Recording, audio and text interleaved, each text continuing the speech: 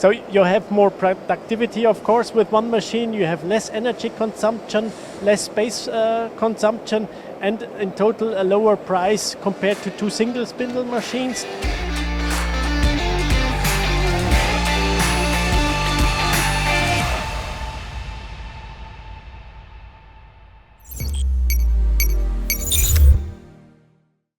Cornelius, this is an exciting concept that you've got here. This is a DMC 55H twin, but the twin is twin spindle. Yes, it's twin spindle, and we are quite excited that we can present this as world premiere because it's the first time that we as DMG MORI step into this segment of double spindle machines. Now I look at this machine and I'm thinking high volume, automotive sector, that's where it's perfectly placed, but you're telling me different.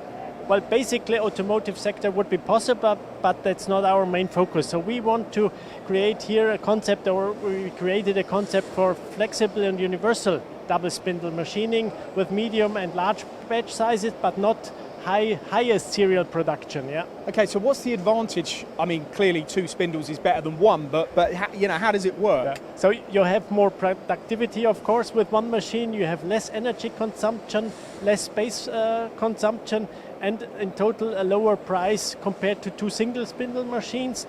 And in our concept, and that is unique in the market, we have all three linear axis independent movable. So Z and Y, it's no problem, but also X can be by plus minus 5 millimeter independent. Okay, so if I'm programming this, am I programming each spindle separately? Or? No, you program it together because usually you are working with the same workpiece on each spindle, but with our concept you do not need identical tools.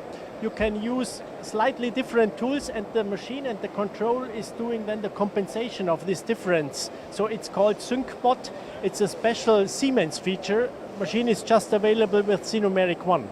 You'd need to double the amount of tools you use as well, I suppose, wouldn't you, in your tool changer?